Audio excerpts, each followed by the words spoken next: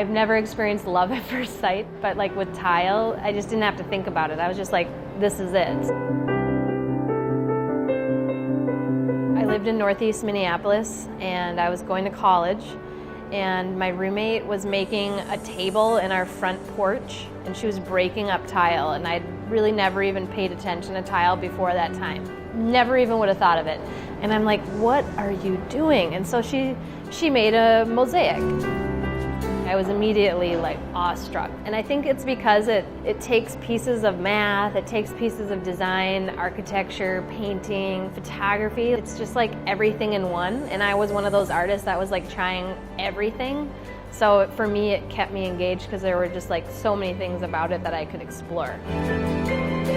I made the leap to start that full time, and like someone had hired me for like $900 cash to like do all these ceramic switch plate covers in her house. Most people in my life were like, why did you quit your job? Being an entrepreneur at that time wasn't this like hot thing. I distinctly remember the first time someone had contacted me for a very affluent job online. They didn't even live in the state of Minnesota. I've never even met these people and they found me. Like, that's when I was like, okay, we got something here.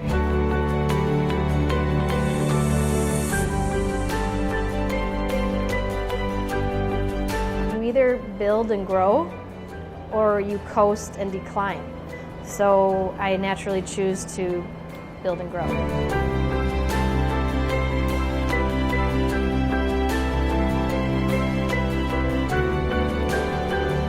It is 15,000 square feet, which is 3 times our last space, which I felt was gargantuan when we moved into it. And the ceilings are much higher, the natural light exponential. There's actually room for each space to grow.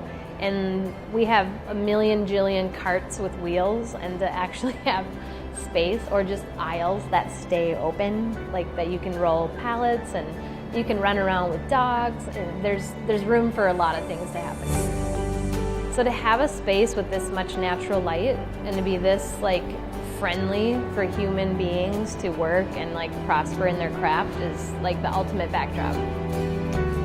For us, it's a huge deal that we have all lead-free glazes.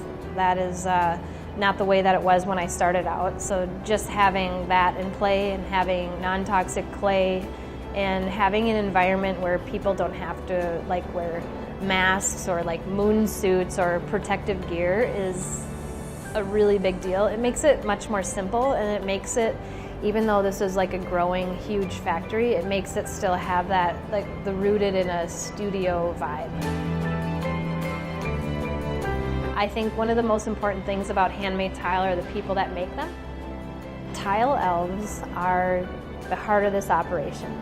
The tile is being made much better than when I was making it, because I have not one tile elf, but many tile elves who have innovated the process over the years. So they're taking ownership and like improving every area. They're taking on more responsibility. Like, it's probably the biggest gift to me, and we're all like working toward tile world domination together.